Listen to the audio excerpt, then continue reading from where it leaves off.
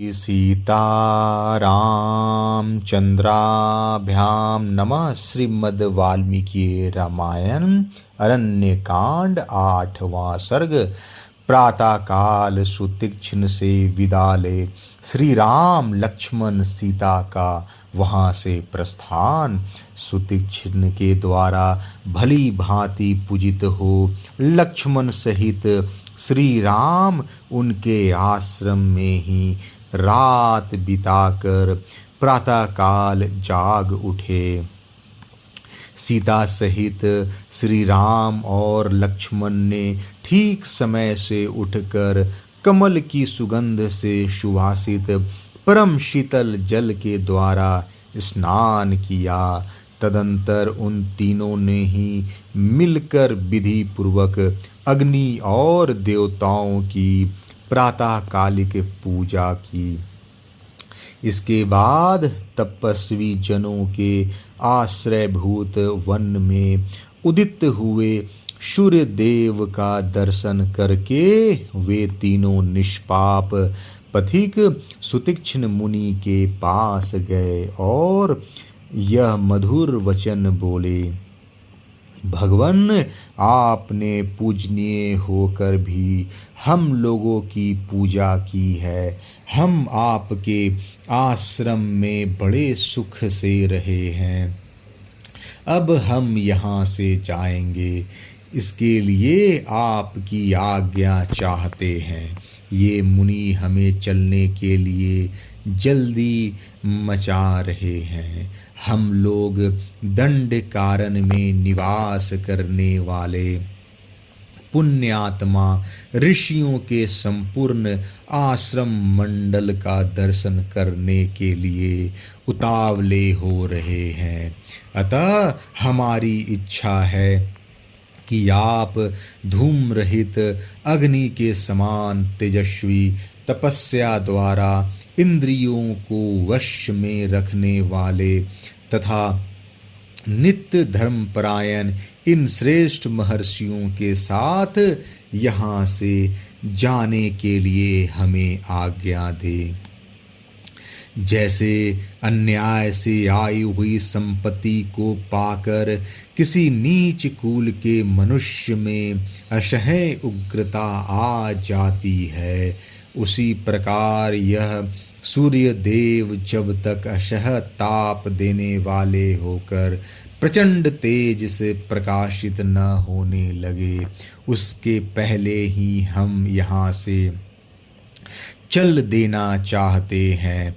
ऐसा कहकर लक्ष्मण और सीता सहित श्री राम ने मुनि के चरणों की वंदना की। अपने चरणों का स्पर्श करते हुए श्री राम और लक्ष्मण को उठाकर मुनिवर सुतीक्ष्ण ने कसकर हृदय से लगा लिया और बड़े स्नेह से इस प्रकार कहा। श्री राम, आप छाया की भांति अनुसरण करने वाली इस धर्म पत्नी सीता तथा सुमित्रा कुमार लक्ष्मण के साथ यात्रा कीजिए। आपका मार्ग विघ्न बाधाओं से रहित परम मंगलमय हो। वीर, तपस्या से शुद्ध अंतःकरण वाले दंडकारण्यवासी इन तपस्वी मुनियों के रमणीय आश्रमों का दर्शन कीजिए। इस यात्रा में आप प्रचुर फल मूलों से युक्त तथा फूलों से सुशोभित अनेक वन देखेंगे। वहाँ उत्तम मृगों के झुंड विचरते होंगे और पक्षी शांत भाव से रहते होंगे। आपको बहुत से ऐसे तालाब और सरोवर दिखाई देंगे जिनमें प्रफुल्ल कमलों के समूह शोभा दे रहे होंगे। उनमें स्वच्छ जल भरे होंगे तथा कांडव आदि जल पक्षी सब ओर फैल रहे होंगे। नेत्रों को रमणीय प्रतीत होने वाली पहाड़ी झरनों और मोरों की मीठी बोली से गूंजती हुई सुरमय वनस्थलियों को भी आप देखेंगे। श्री राम जाइए, वत्स सुमित्रा कुमार तुम भी जाओ। दंडकारण्य के आश्रमों का दर्शन करके आप लोगों को फिर इस आश्रम में आ जाना चाहिए। उनके ऐसा कहने पर लक्ष्मण सहित श्री राम ने बहुत अच्छा कहकर मुनि की परिक्रमा की और वहां से प्रस्थान करने की तैयारी की। तदंतर विशाल नेत्रों वाली सीता ने उन दोनों भाइयों के हाथ में दो परम सुंदर तुनीर और धनुष और चमचमाते हुए खड्ग प्रदान किए।